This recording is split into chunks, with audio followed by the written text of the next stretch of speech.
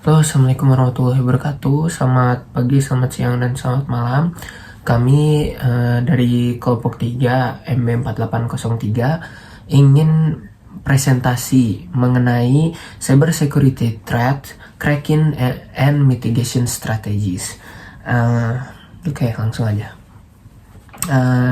Di sini kami beranggotakan 5 orang ya. Yang pertama ada saya sendiri, yaitu Reiki, dan yang kedua itu ada teman saya namanya Muhammad Kevin Al-Razakian, yang ketiga ada Bernadetta, yang keempat ada Sandi Kauna, dan yang kelima ada Kirana. Baik, untuk apa itu cracking?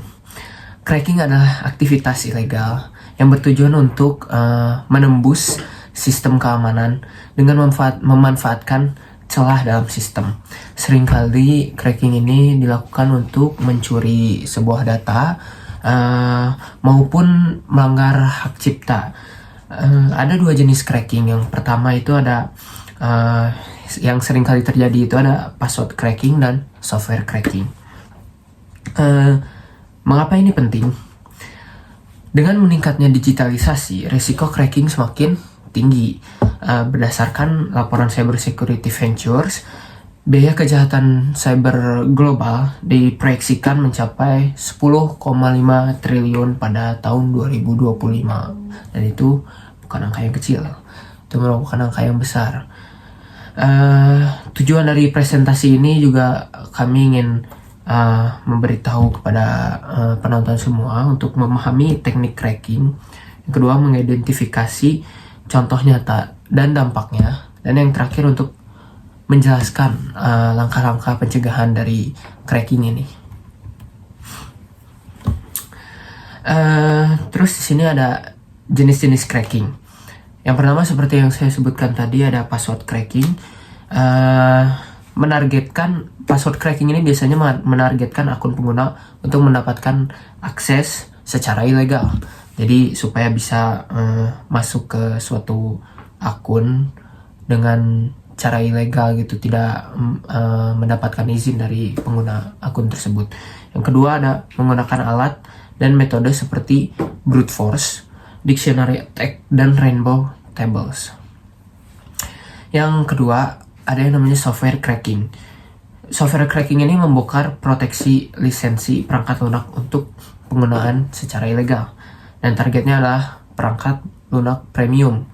Jadi misal ada Spotify, kan itu untuk yang Spotify premium kita harus mengeluarkan uang kan untuk mendapatkan akses ke premium tersebut. Tapi cracking ini biasanya mengubah si Spotify premium itu menjadi gratis. Jadi kita dapat mendownloadnya secara ilegal di internet gitu, untuk mendapatkan Spotify premium yang crack gitu. Terus ada data statistik juga dari Verizon Data Breach Report tahun 2022. 81% pelanggaran data berkaitan dengan kata sandi yang lemah atau dicuri. Dan untuk statista 2023, software bajakan menyumbang 35% dari perangkat lunak global dengan dampak hingga miliaran dolar pada industri. Mungkin untuk slide selanjutnya bisa dijelaskan oleh teman saya. Bagaimana cara kerjanya? Yang pertama itu ada pembongkaran kode atau reverse engineering, di mana peretas membongkar kode perangkat lunak untuk mencari celah pada sistem perlindungan lisensi. Setelah menemukan kelemahannya, mereka memodifikasi kode tersebut agar perangkat lunak bisa digunakan tanpa aktivasi atau lisensi resmi. Kedua, ada key generators atau keygen, di mana peretas menggunakan key generator untuk menghasilkan kunci aktivasi palsu yang memungkinkan perangkat lunak berfungsi tanpa perlu membeli lisensi aslinya. Alat ini memanipulasi algoritma yang digunakan oleh perangkat lunak untuk membuat kode aktivasi. Ketiga, ada patching software, di mana metode ini melibatkan perubahan atau penghapusan bagian kode perangkat lunak yang memverifikasi lisensi. Dengan cara ini, peretas bisa mennotifikasi pemeriksaan lisensi dan membuat perangkat lunak berjalan tanpa batas. Lalu target utamanya itu pertama ada perangkat lunak premium dengan perlindungan lisensi yang lemah. Contoh perangkat lunak yang sering menjadi target adalah aplikasi desain grafis seperti Adobe, Photoshop, perangkat lunak video editing, serta perangkat lunak bisnis yang mahal. Jika proteksi lisensi perangkat lunak tidak cukup kuat, peretas dapat memanfaatkan celah tersebut untuk mendistribusi versi bajakan. Lalu yang kedua itu ada software dengan enkripsi atau perlindungan lemah. Selain itu, perangkat lunak yang menggunakan algoritma enkripsi atau sistem lisensi yang sudah usang juga berisiko besar. Banyak aplikasi lama yang tidak dilengkapi dengan teknologi perlindungan modern, sehingga lebih mudah untuk di-crack atau disebarluaskan secara ilegal.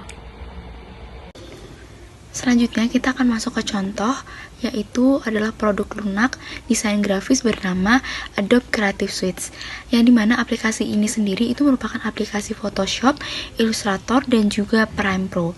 Karena harga lisensi yang mahal, perangkat lunak ini menjadi target utama dari cracking atau peretasan, yang dimana hal ini terjadi di awal tahun 2000-an yang menyebabkan aplikasi ini itu mengalami banyak bajakan yang tersebar luas di internet. Peretasan ini sendiri itu berhasil dibongkar karena para peretasnya itu mengaktifkan perangkat lunak tersebut tanpa adanya aktivasi kunci sah dari aplikasi tersebut.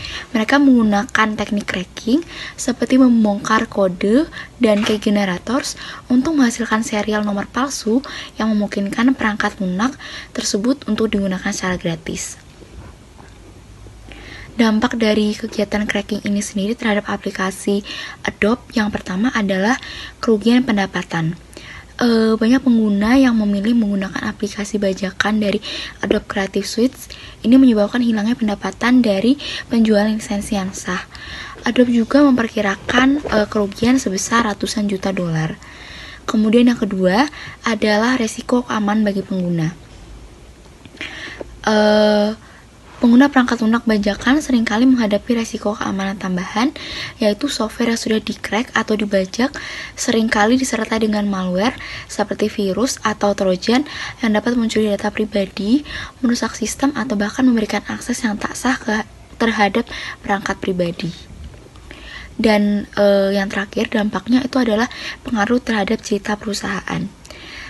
Selain kerugian finansial, masalah dari cracking ini sendiri juga dapat merusak citra dari Adobe sendiri sebagai pengembang, karena hal ini dapat menyebabkan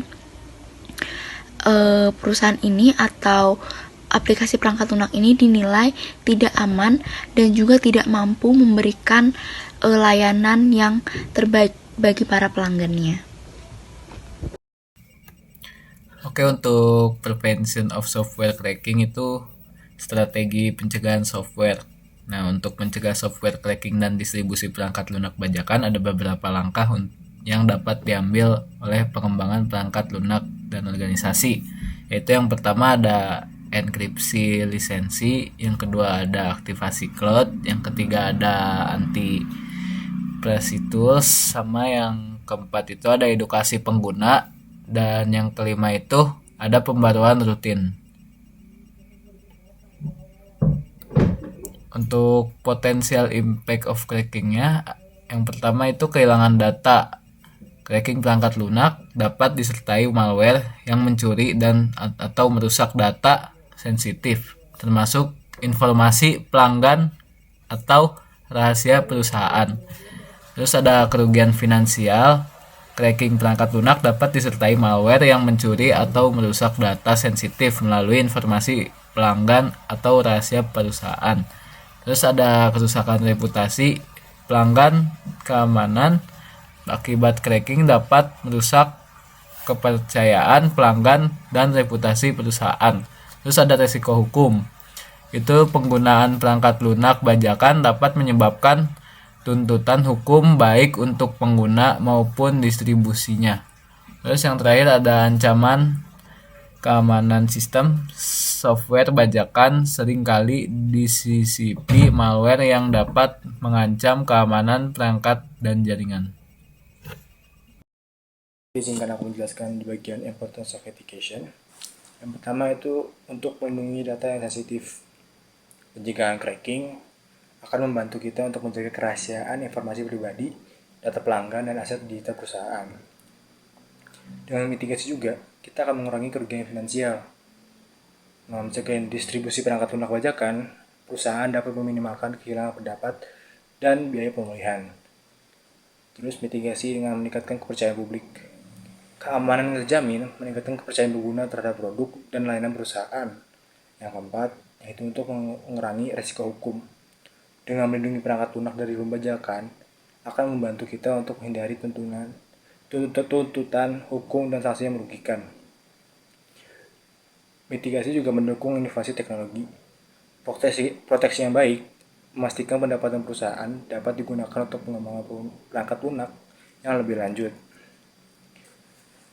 Untuk konklusinya, cracking adalah ancaman serius terhadap perangkat lunak dan keamanan data. Dua jenis utama yang dibahas yaitu ada password cracking dan software cracking, serta dampak cracking meliputi kerugian data, finansial, reputasi, dan risiko hukum. Pentingnya pencegahan, strategi pencegahan seperti enkripsi yang kuat, aktivasi berbasis cloud, dan edukasi pengguna sangatlah penting. Upaya ini melindungi data dan mengurangi kerugian, juga mendukung keamanan digital. Key point atau kuncinya adalah keamanan adalah tanggung jawab bersama. Dengan memahami ancaman dan cara mengatasinya, kita dapat menciptakan dunia digital yang lebih aman. Baik, mungkin sekian presentasi dari kelompok kami. Mohon maaf bila ada salah kata. Wassalamualaikum warahmatullahi wabarakatuh.